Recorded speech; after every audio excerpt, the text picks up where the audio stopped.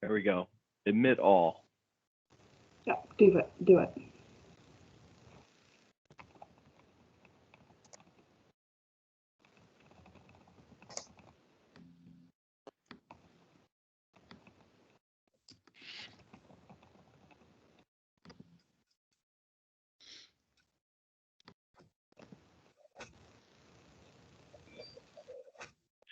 Good morning, everybody. We're just getting everybody admitted here. This is a quick note that this is being recorded. So this is your public service announcement that there is a recording happening. We're excited to get this going. The waiting lobby is almost released. There we go. Kevin, I'll give it one more minute, 10:03, and we'll launch. You bet. Yep. And yeah, if you want to go ahead and kick us off, Anthony, I'll take your cue. Awesome. So welcome everybody to part 3 of the virtual discussion between domain technology partners and Microsoft. This is a 3-part series, which Kevin Martins has joined us for 3 months in a row. We really appreciate his time and energy into this. After this month, we're going to give Kevin a break and go in a little bit of a different direction, which we'll announce at the end of this. Today, Kevin's going to be talking about the Microsoft security story. We'll get into that. Quick little housekeeping notes is number 1, we will mute all participants as they come into the meeting. If you have any questions, please drop them right in the chat.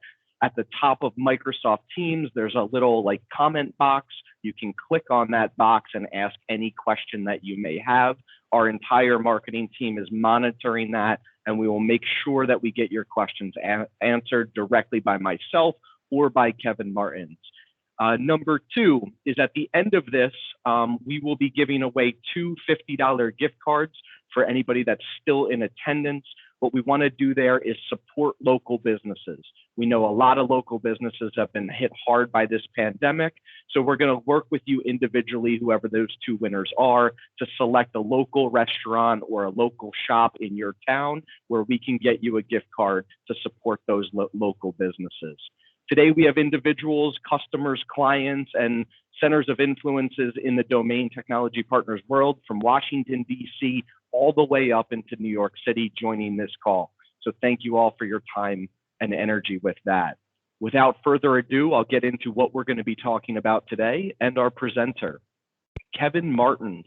Kevin has over 20 years of technical industry experience in various systems engineering and consulting roles with organizations such as Verizon, Hewlett-Packard, and Microsoft.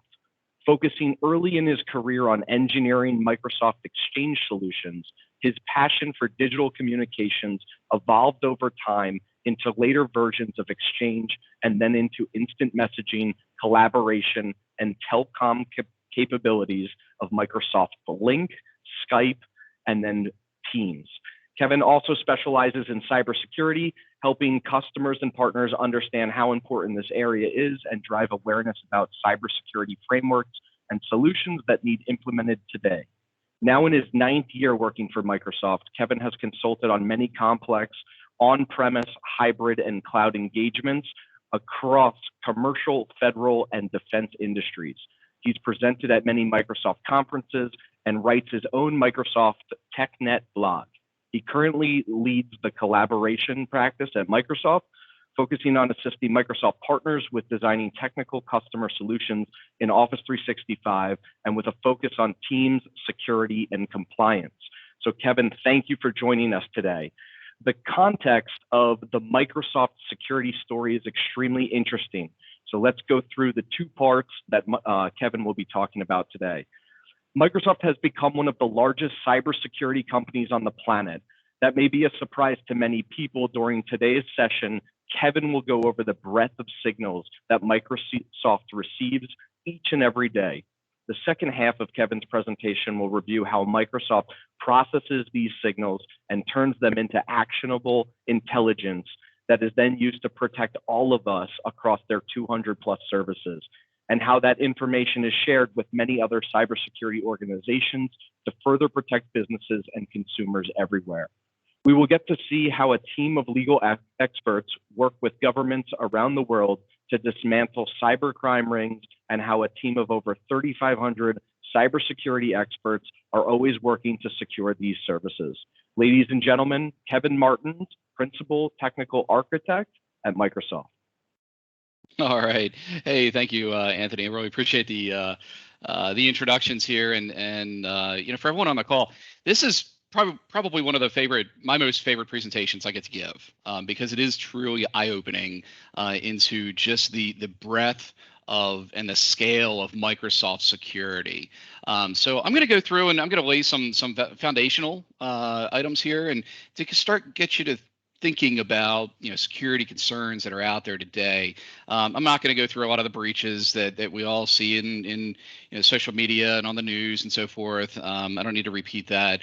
We all know it's out there. We all know that our accounts they're being attacked every single day, every second of every day. The accounts in our organizations, whether they're on premises, whether they're in the cloud, the Microsoft cloud, the Google cloud, Amazon's cloud, wherever they may be, they're being attacked. So what is being done at such a massive scale to protect these organizations?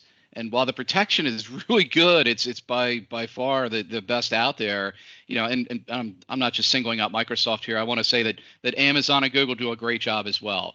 And you're going to see how we all share signals as well too, as I go through this, to protect all of us, the billions of accounts, literally billions of accounts that are out there now.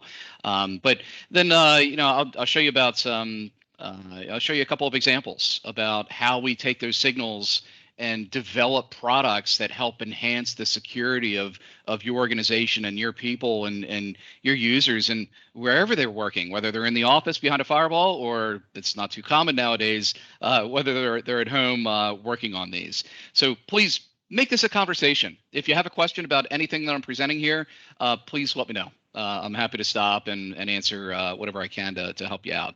But let's move forward here.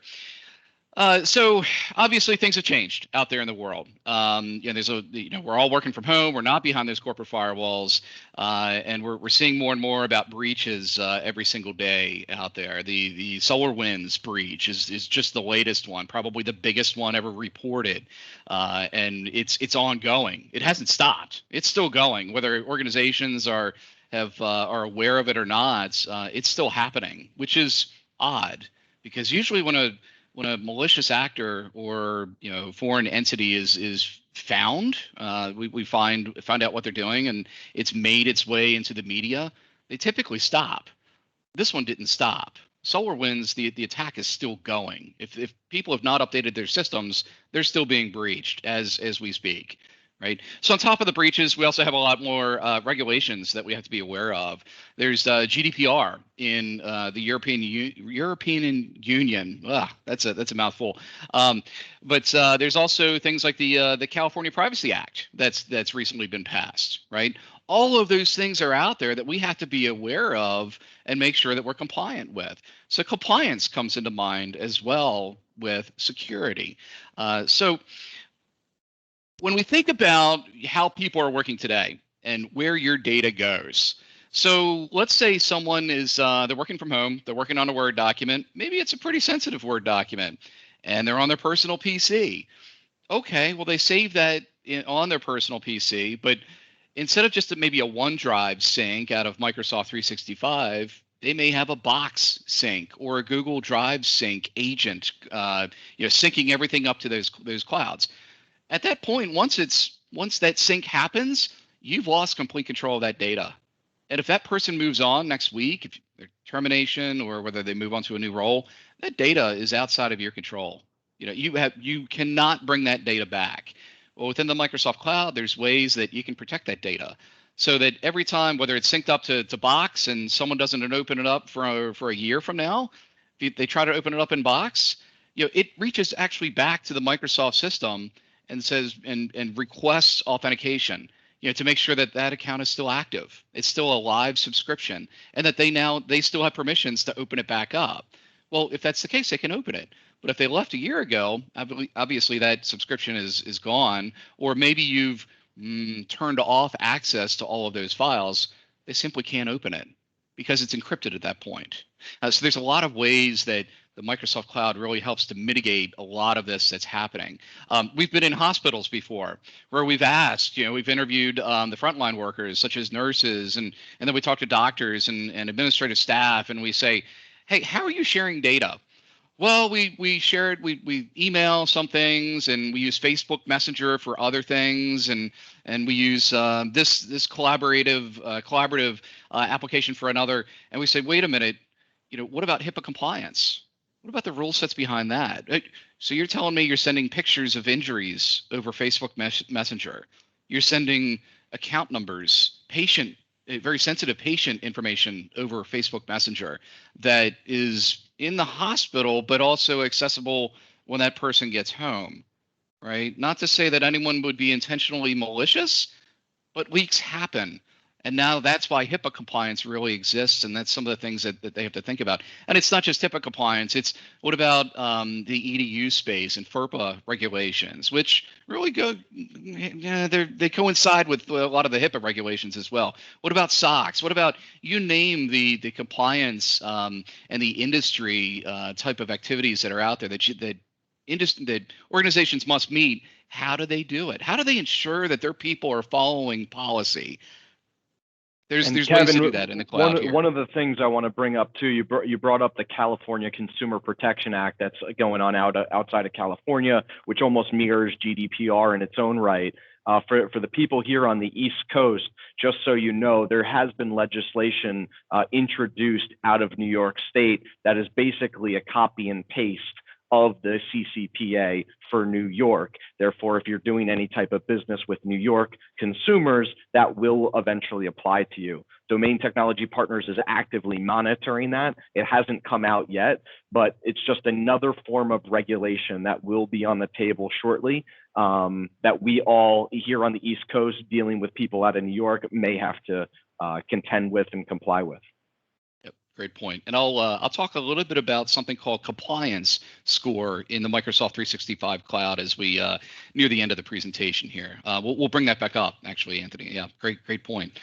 Yeah, so it used to be, we all had firewalls, we all had offices, we all had internal networks, and maybe you could access it through a VPN or something. But those days are gone. Everyone working from home again, cloud is rampant, smartphones are all over the place, and now we've got a market of products out there, thousands of products out there that are really they're trying to solve those problems. But the more products you put in to solve every one of those products, the more holes we're introducing, right? Because let's say in an organization you might have 10 or 20 different security related products, and you're looking at those and you're saying, okay, great, I've got all these things solved. Well, you've got an interface for that product, this product, that product. Now you have an admin that has to know all these different products and all these different interfaces. How does that all work? How can one person, or maybe just a small team of people, really be that good with 20 or 30 different products? They can't. And then what if that one person that you're counting on specializing on 10 of those products, making sure everything's working right, what if they move on? People change roles, right? Then what happens? So there's a lot of disconnected type of security products out there today. Now, this is an eye chart. I would normally never put this up in a presentation, but I'm doing this on purpose here. We call this the security placemat, right? It looks like a placemat that you would go to a diner and you'd sit down and you might have a meal in. Okay, so these are just logos of different security companies that do different things out there.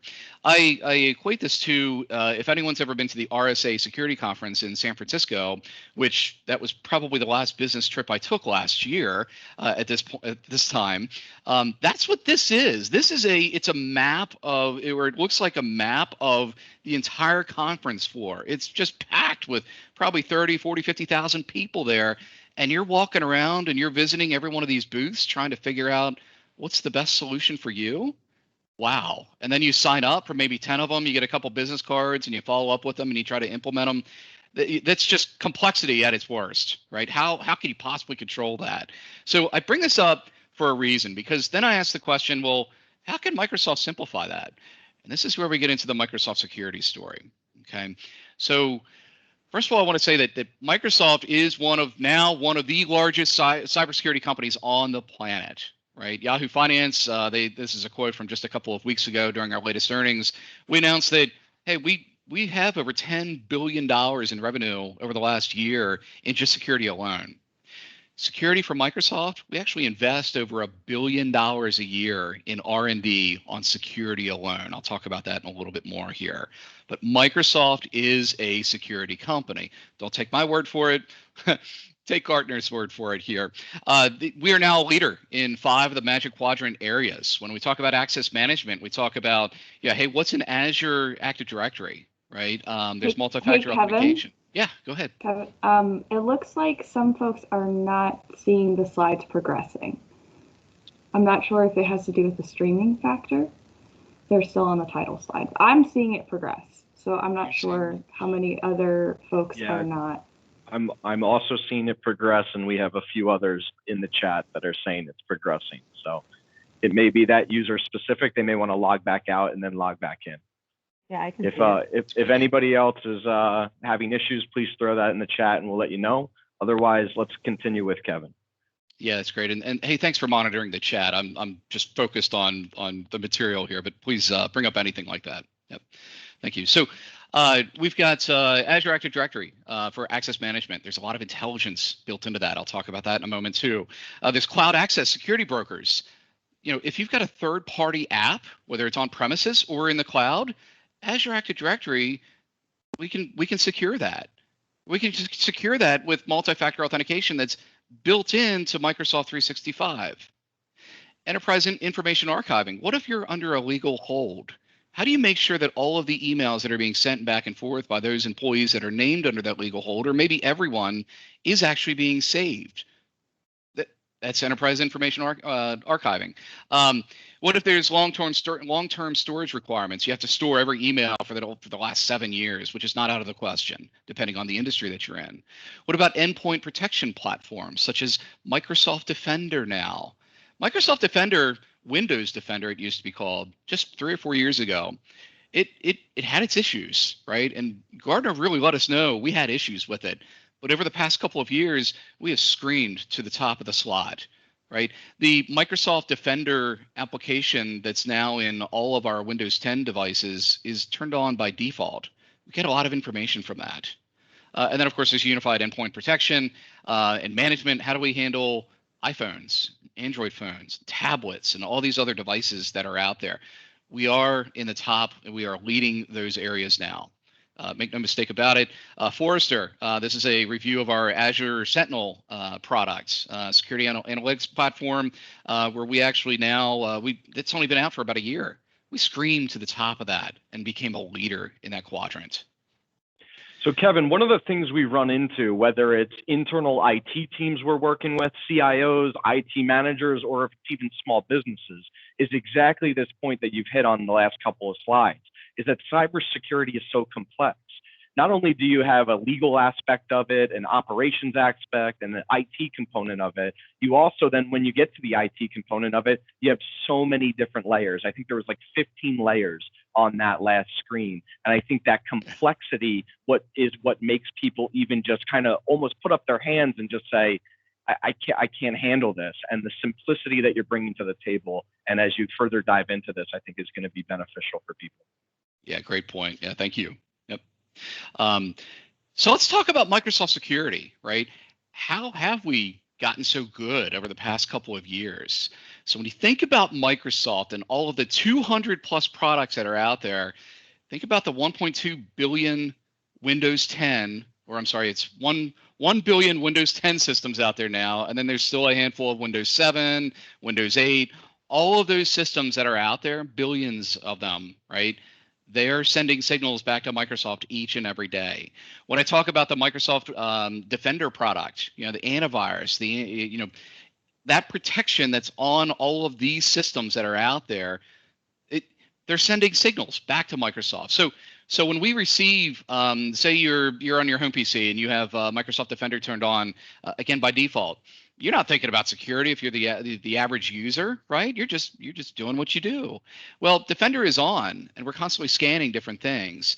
Once we find something malicious, we send that signal back to the Microsoft, what we call the intelligent security graph.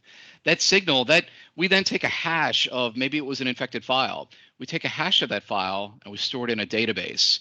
You can imagine how big that database is with these hashes of these different files that are now infected. Well, now this database hash of files that's being fed by Microsoft Defender, those files, those hashes, that database is actually shared with those 200 plus different products that Microsoft has out there. So maybe me as a home user, I was found to have an infected file, but Anthony, you at your company, you're now protected as well because you're sharing that database on the back end, hence the security graph. One is infected, all know about it, is really how it works here. Okay, then you take identities authenticated. There's over 1 billion different accounts now in Azure Active Directory. That's our cloud platform. Okay, over 1 billion. In 1 month, we do 630 billion, billion is a big word, authentications, usernames and passwords.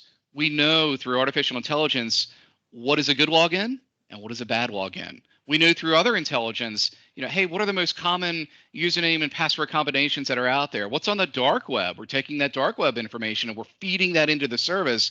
So if we find that you try to change your password to a password that's known out there and being used, we may actually come back and say, hey, you might want to think of a different password. We're not going to tell you the reason why. We're just going to say, hey, you might want to think of something more stronger, right? There's that intelligence built in. That's much better than saying, hey, you must have a capital letter, you must have 8 characters, you must use a pound sign or an ampersand sign, whatever it may be. Having the intelligence behind that now is so much more valuable. So that's where we get our signals from, is through all of those Microsoft products. 8 trillion signals a day. 40 terabytes of information coming in, and it's all being collected and analyzed by artificial intelligence. Then whatever pops out of that, we have a team of over 3,500 security personnel at Microsoft analyzing those. There's a lot going on here in this slide. Go ahead. Kevin, would you say, so when even us as a managed IT and cybersecurity provider, we're getting requests all the time from that graph you showed before. Probably, I think you said 30,000 people attend that security conference.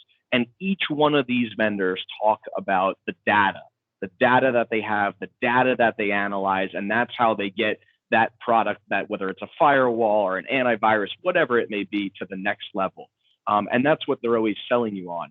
And if you just bring it down to the simplest function, Microsoft has the most amount of data that they can that out of all of these vendors, right? So I like to kind of bring it all the way down to that if all of these solutions are continuing to improve based on data, and if Microsoft is getting all of that data, they've got to be probably world-class ahead of where some of these other providers may be. Yeah, you're spot on. When you think about the breadth of these signals that are coming in, you look at that and you say, well, geez, and this is not just paid services, Microsoft 365, right, and all those apps. This is the Hotmail accounts, the hundreds of millions of Hotmail accounts that still exist, the Live.com accounts, the Outlook.com accounts. They're all out there, right? And people still use them every day. Many of us on this call have probably had the same personal email address for 10 or 15 years. Hey, that's part of the telemetry that's coming in. Right? We know what those good signals are and what those bad signals are. We're identifying those and feeding the other systems. Take Microsoft Xbox, a gaming system. Over 100 million subscribers today. Certainly jumped with everyone being at home now. But take that. Think about Christmas Day, right? Everyone's opening up their new Xbox, their new games, or getting online. On that day alone, we have more attacks hitting the Xbox Live service than any other day out there. Right. But now when you think about the Microsoft cloud and the intelligence that's coming in and the amount of resources that we've got in those data centers, you think, oh, my gosh, there's a lot of horsepower behind that. Yes, there is. There's a lot in reserve as well. So the more an attack keeps coming in, maybe perhaps on one vector, maybe it's a denial of service attack, we'll spin up more resources in the Microsoft cloud to help thwart that. Right, to help bounce it off. And then eventually they give up and we bring those resources back down. It's always that cat and mouse game when we talk about cybersecurity. But yeah, a lot going on here. I'll move on to another slide here. Um, hopefully it's moving along for everyone else here. So something else to realize too is that, speaking of those other vendors out there, Anthony, a great point. We actually share this signal, right? With all of this signal, all of this intelligence, we share it in something called the Microsoft Intelligent Security Association. There's actually about 100 different vendors that are part of this now. They share with us, we share with them, and then we become, all of us and all of the users, paid or free users underneath that umbrella, we become that much more protected out there. It's not perfect, but boy, is it pretty powerful. Okay, so then you talk about the intelligence and you think, okay, well, Microsoft, we've got, there's two units I'll bring up. There's one is the Cyber Defense Operations Center, CDOC. It's out in Redmond. I've been on a tour of this facility before. It is world class. It's where, when we have our artificial intelligence analyzing this, analyzing all this data coming in, but then when it pops, like I mentioned earlier, and goes to a human, this is a big area where they all sit. There's 200 plus products. We have representatives from every one of those products staffing a central area 24/7 to represent those products. So people are there to talk live with each other as attacks come in and they start to pop through that AI, right? So we can help put those mitigations in place very, very quickly. So then from the CDOC area, what if it's a denial of service attack coming in from millions of different systems at the same time? Well, we can look at that and we can collect the data, and then we hand that over to the Microsoft Digital Crimes Unit. And then from there, we can start looking at the legalities and the laws, the local laws, the foreign laws, and start working with governments to start to take down those entities, of which there's been many stories and over the years of how exactly we've done that, right? We'll take command and control systems. We'll take them completely offline. Right, we'll work with the FBI. We'll work with their counterparts in different countries around the world to help out with that. It's an amazing exchange of information and sharing that's going on there. When you think about some of the most heinous crimes out there, is child pornography, for example. There's Microsoft services out there, that APIs that organizations can take advantage of to not look at pictures that you're uploading, but this AI will actually scan and look for I'll call them features, to try to identify pictures that should not be uploaded. Oftentimes they'll figure out, okay, there's some child pornography here, and that'll pop, and then we'll hand that off to the local law enforcement to take a look at and address. Amazing work being done by the Digital Crimes Unit here and CDOC. So there's a lot of activity. Remember, I mentioned there's about 3,500 people behind all of this. So let's take a look a little bit more at how we think about Microsoft security. And we actually attack ourselves. We have a red team, and then there's a blue team. The red team are the attackers, and the blue team are the defenders. They go through this all the time, but there's always an event called One Hunt that we do every year. That's a major attack against ourselves. We'll get some of the best hackers out there in the world. Yes, they all wear their hoodies, but they're top of their game. Let's take a look at a quick video, and hopefully this plays for everyone here on what this looks like.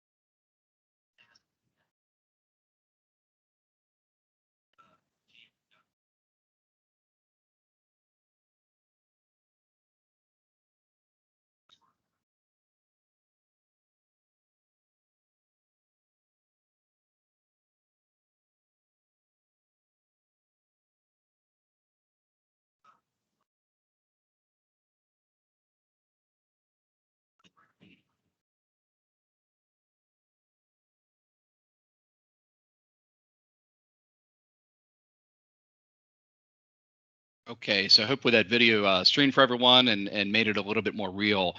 There is one more video coming up. I forgot to mention, make sure your sound is playing. Sometimes the sound of these videos on a presentation like this can go through your Windows speakers instead of the headset that you might be working on. Go on to the next one here. So we talked about signals, and that's all this all the software and signals and so forth coming in to Microsoft. But let's focus for a moment on the Microsoft data center and the breadth and the scale of these data centers. These aren't just some data center sitting in your own backyard. These are world-class data centers, right? With physical security behind them. I, as a Microsoft employee, I cannot just go to one and get in. I have to have a background check to get into one of these. We do have tours of these for some customers for various reasons. They also have to have a background check before they're allowed in. So let's take a look at this. There's over 100 different data center locations throughout the world, including now some submerged data centers, which are currently being tested, and that's a whole other story right there. But this video gives you a really good overview from the outside to the inside. It's only about 2 minutes long of what Microsoft thinks of when it thinks of its data centers. So let's play this here.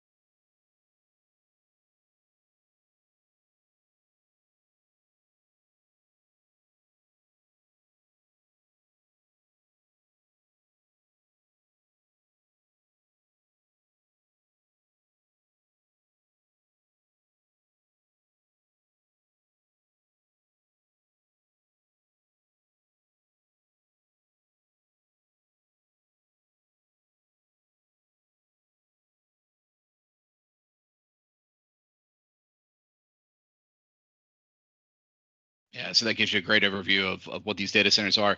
That video is just a few years old. I wish they would update that because it really does provide a great flyover of what these data centers look like. So we're going to get into a few other products here in a moment. I'll give you some demos. But know that everything I'm going to show you and everything I'm talking about, it's built in. It's not something you have to go and get a different server for. It's simply a matter of you grab the license.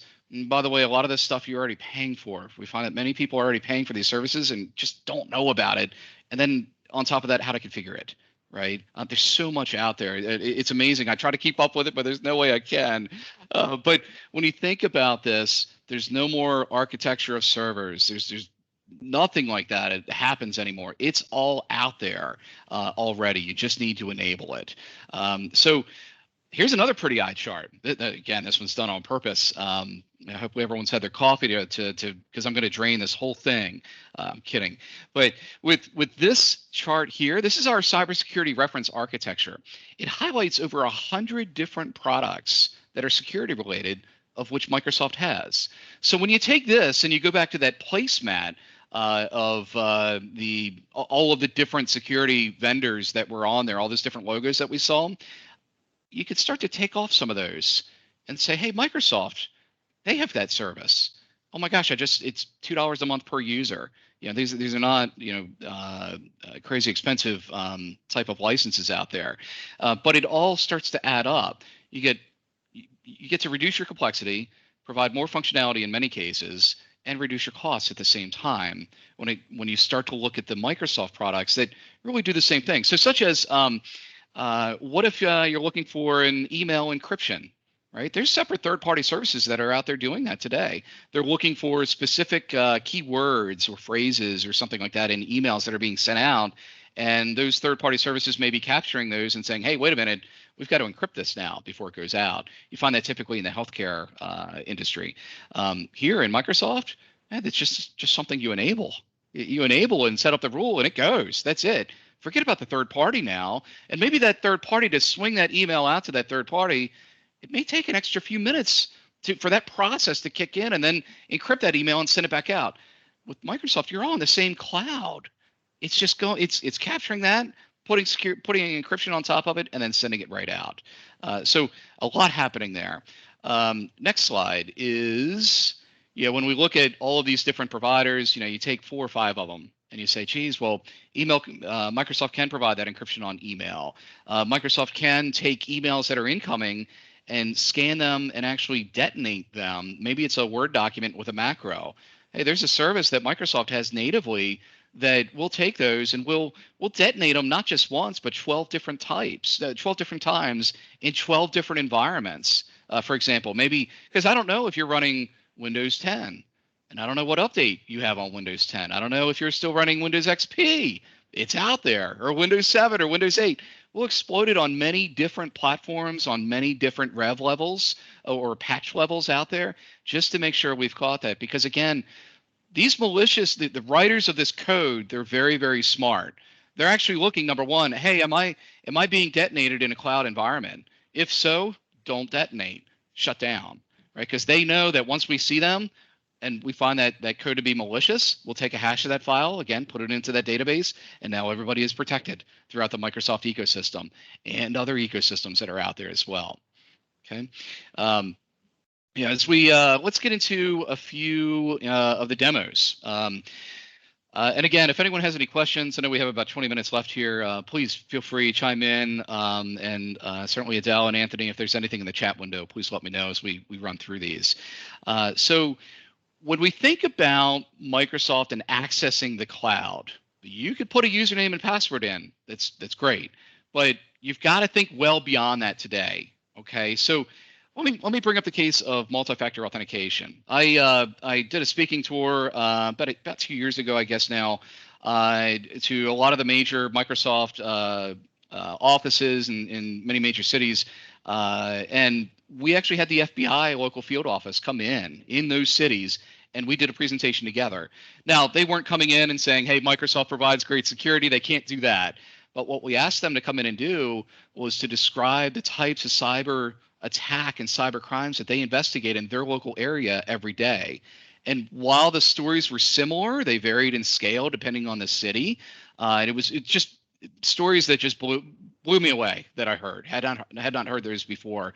But then one thing was really interesting that most of them said, hey, don't just use a username and password anymore. Implement multi-factor authentication. And whether you use the Microsoft service or a third-party service and you do it for your office or your home account, like Outlook.com. I have an Outlook.com personal account. I have MFA installed on there. Okay, enable that. That will take care of, the FBI said this, Microsoft released an article, and Google released an article that said the same thing. 99.9% of your attack surface is wiped out when you do that simple thing. Now, a lot of people think of multi-factor authentication as something that, oh, it's painful, it's an extra step. No, it's not. And let me explain why. So in Microsoft, my Microsoft joined PC that's here in my home office, I have a series of policies that our internal IT department has pushed down to my system. Okay, so that policy says that I must be up to this revision level. I must be using Windows 10. I can't be 30 days out of patches or whatever it may be. My Microsoft Defender subscription must be live and updated, right? All of those are conditions to allow me to access the internal environment.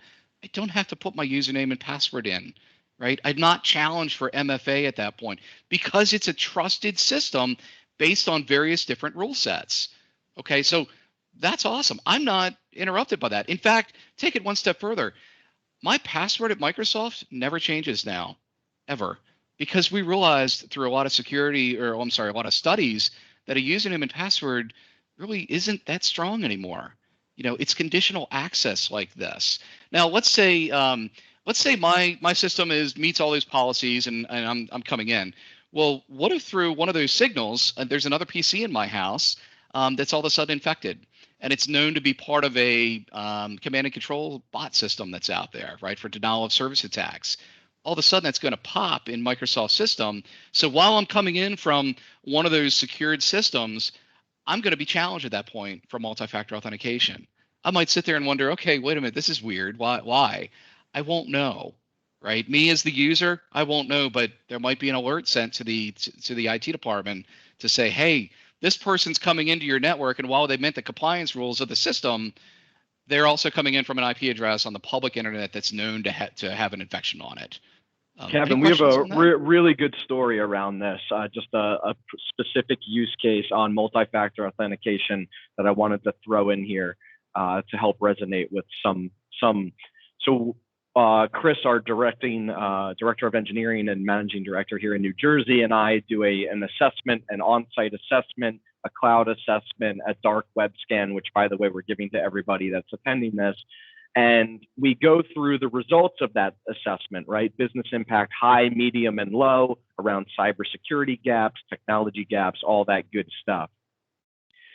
We get to multi-factor authentication, which is mandatory to work with us. And the CFO of the organization and the internal IT employee are sitting there, and the internal IT employee says to the CFO, I recommended the Microsoft solution, a third-party solution on this, and you guys decided against it because of the complexity or the thought of complexity or an extra step or entering a code or whatever. And the CFO goes, yeah, like I don't like it, and the CEO and the management team don't like it. They think it's too much. We didn't want to do it. We told him no. So what we do then is we pull out the dark web scan that we did on their IP address or their domain, and we hand that over to him. And we were waiting for this specific moment. It played out perfectly to show him that dark web scan and that the CFO's credentials, username and password, were readily available. And soon as he saw that on his paper, we had no idea what his password was. We didn't ask for any credentials prior. It was just from the scan that we did. We handed it across the table to him. He looked down and almost in amazement said, let's get that implemented. So it is crucial to have a two-factor authentication in place. I love that story. Great. Awesome story. Yeah. And again, once you have MFA in place, nothing says you're going to be prompted every day for it. If you're coming in from a system that meets your compliance policies that are in place, that's where Anthony and his team come in and help you define what are those policies, what do they recommend, and how can we then customize them for you and your infrastructure and according to your own industry compliance rules that you have to meet and so forth. There's a lot in here. There's a lot going on. There's things like Windows Hello. I have that's the camera that I'm using right now. I don't ever touch my keyboard when I sit down. My machine is locked. When I come in the morning, my whole commute across my dining room floor here. But I just simply look up at the camera. It recognizes me in a split second, and I'm in. I'm secured. Right? Powerful. Very, very powerful. So let's move on with a few of the demos here. And again, interrupt me with any of these demos. Speaking of multi-factor authentication, what does that look like in the Microsoft Cloud? So I'm just gonna hit play on this. I won't play the whole thing because it does go on for a few minutes, but there's actually 4 different ways to use multi-factor authentication native in the Microsoft Cloud. This is a feature that most people are already paying for. They just don't have enabled, right?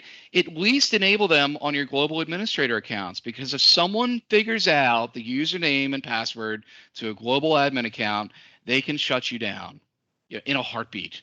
That, or maybe they'll just monitor your emails for a couple of months and wait to come back with an email that says, hey, don't wire this money here. I messed up these account numbers. It's actually over here is where I need you to wire that money. So here we can see we logged into our portal to sign into the web version of Office 365, and we were challenged, and we received a text message with a 6-digit PIN. And here's just a couple other ways. This one here, we logged in, and you as the user can define what you want to use for your multi-factor authentication. We give you choices on that. Here you're receiving a telephone call that's saying, hey, welcome to Microsoft Authentication. Please enter your PIN. The PIN's entered on the phone, and here we can see on the screen how it's now logged you in. Another one here, I think this is an Android phone. Yes, that's coming up.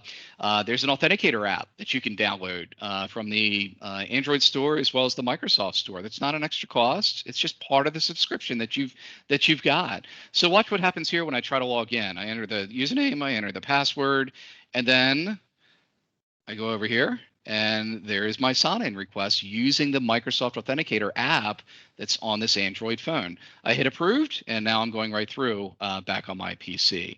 So I'll continue on here. There was only one more way. Kevin, what I'd like to point out too here is that it's just, if you are on the 365 platform, it's just a domain. It's just a link that you need to go to. Anybody in the world can access office.com. So if they know your username and password, anybody in the world can get to office.com and enter that and take over control of your account. They don't need to be in your office. They don't need to be at your home. By signing up for 365, you have enabled that feature, which gives us a ton of productivity and access, but it also creates the concerns around protection. Yep, and Anthony, you're spot on. By default, that's how it's set up. But there's other rules. Remember the conditional access slide that I brought up? You can say, hey, only if I'm a US-based company, why would I ever allow someone coming in from a foreign IP address to even try to get to my account, right? So you can block that out. You can do geofencing, right? You can also say, hey, I only want what, if you're logging in from an office behind a firewall, I know you're trusted. I'm not going to challenge you for MFA, no matter what. You can define, there's 100 different rules, hundreds of different rules that you can set up depending on your environment and your needs. Right. So yeah, Anthony, great point. So here's another something that's built right into Microsoft 365. So watch this. So we all get these emails with attachments coming in, right? And maybe that attachment has a macro or something in it. So what do we receive? We receive this yellow bar that comes up that says, hey, warning, there's a macro in here. Do you want to enable this for editing anyway? No one ever reads that. They just simply click on, yes, I want to enable that. Well, check this out. Here the macro launches. Your icons change, and guess what? Now all your files are encrypted, and you've got some Bitcoin ransom to pay. That's how things play out. That's how people get ransomware coming in, right? So now let's look what happens when you start to introduce some of the Microsoft intelligence behind this and some of our advanced threat protection products. So let me continue on here with something called Safe Documents. I'll hit play on that. Watch what happens again here. Same thing happens. The yellow bar comes up. Except this time it says, it's very small print. It says, hey, this file is being verified by Microsoft Defender Advanced Threat Protection. Please wait. Then the file is identified as being malicious, either through that database of hashes that we have of all these files, or it could be we didn't recognize it in that database, but we still detonated it, right? It just takes seconds to do all this. And now it comes up and it says, hey, sorry, we're not going to give you the option to enable this macro because the file is found to be malicious. However, we still will let you read it. Okay, very differentiated area here. And this can be, cybersecurity is not a one product, right? It's certainly not a one vendor at all either. I'm not saying drop everything and go right to Microsoft, but certainly look at ways that you can reduce the complexity and cost of your environments and use some of these Microsoft products that are available. But there's certainly different checkpoints that files and scanning and malicious activity recognition should hop through for everything that you and your users are doing out there. So let's go on to the next one here. There we go. Advanced data protection. So what happens when I'm using Microsoft Teams here on this this mobile version? I think this is on looks like an iPhone here, one of the latest ones. And what happens when two people are talking about something that's more sensitive? In this case, it's a credit card number that's going to be exchanged. wait a minute, we don't allow that. Or maybe we do. That's part of the rule sets that you can define. Maybe we allow that information to be exchanged amongst two people within the organization, but certainly not outside with a guest user, someone from another company that's also using Microsoft Teams. So watch what happens here. Hey, it looks like the current credit card on file has been expired. Oh, here's the new one. It pops in. Oops. As soon as you hit enter, this comes up. This message has been blocked, right? It's against the policy. Okay, now you can define that even further, and you can say, hey, let the user opt out of that policy because I trust my users. I know what they're doing, but make them log the reason why they opted out of that. All of that is then logged on the back end that you can review at any point. Let's look at another one. Automatic classification of content. So let's say someone's creating a Word document and it's about your super secret grandma's Christmas cookie recipe, for example, right? So what's going to make sure that that file remains encrypted and under your control? Remember in the early part of the presentation, I talked about Box and the sync agent just as an example. Well, what's going to prevent that Christmas cookie recipe from going up to the cloud in Box and you losing total control? So check this out. We can go through, and as soon as you start to enter keywords that we've defined, right, such as a credit card in this case, or that Christmas cookie recipe, watch what happens. Oh, man, this document was automatically labeled as confidential financial related. And you say, okay. Again, we can change the rules of this and say opt out, but with a logged reason. Or we can suggest that it should have a classification label on there. Let's go through and we'll look at another one. Here's a manual classification of content. This is on, again, an iPhone, so it's not just desktop. It's also iPhone. It's Android. It's any other device where Microsoft 365 operates. Here's a keyword, AI 500. And now comes add sensitivity. So now you can see there in the middle of the screen, you change the sensitivity of this document to highly confidential. And by your definition, highly confidential means that only someone in your organization can actually read this. Let me continue on here. Go to the next one. Okay, so Microsoft Threat Protection. This is Microsoft Cloud App Security. Again, built into your environment. It monitors everything that your users are doing in that environment, right? It can catch things such as some of the intelligence that's built in. What about a scenario called impossible travel? Okay, so what if I'm in my home office and I've logged in, or maybe I've been logged in and I'm doing my work, and then an hour later, my credentials, because I only have username and password in this case, they log in from London just an hour later. How is that possible? That's impossible travel. There's something wrong there with that scenario, right? We're identifying that by IP address and timestamps and so forth, right? And we'll block that out if that's what you determine your rule should do. Or in a case where you do have MFA out there and you don't normally challenge, you will challenge in that case. All of that is logged in here in Microsoft Threat Protection. Play this here for a moment and I'll walk through it.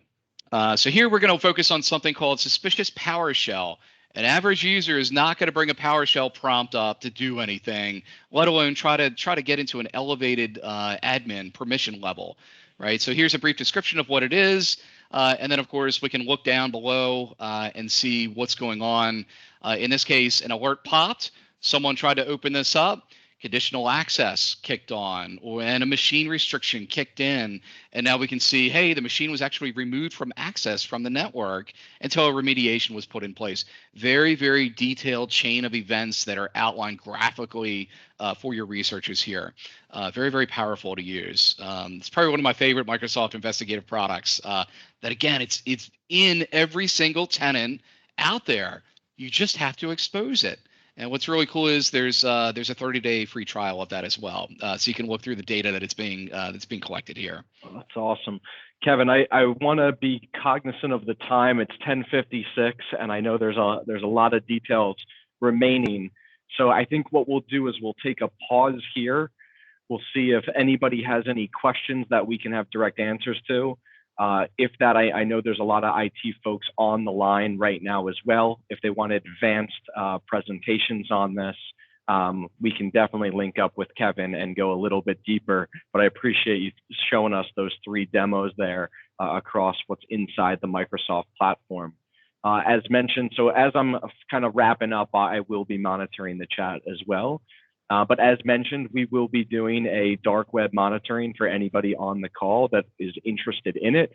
This will show you usernames and passwords across the dark web that are available for your organization.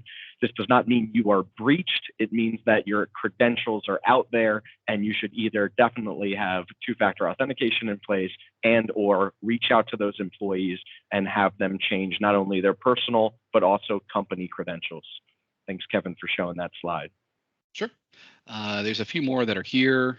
Not sure if you want to, which one do you want to present here next? Awesome. We got one. How do we sign up for the dark web scan from Clint? Hey, Clint, you're just going to get it directly from us. So myself or somebody from our team will be reaching out directly to you to run that report for you and then walk you through the results.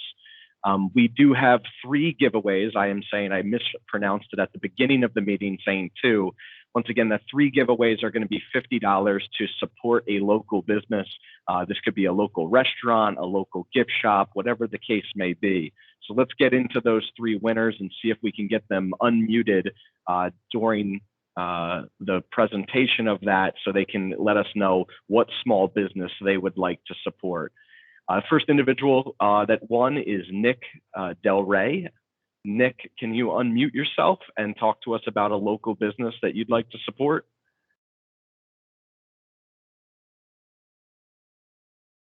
See if we can help him out on our side. He's there. I don't think I can unmute him. All right, we'll continue on.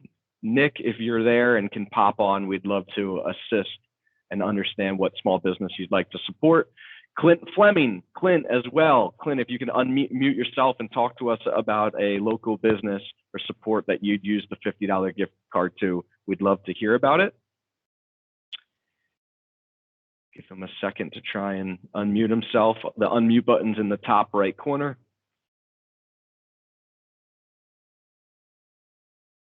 And then finally is Bill Gibbs. Bill Gibbs is from one of our clients, Schaeferman LeKind, out of the Princeton, New Jersey area. Bill, thanks for attending today.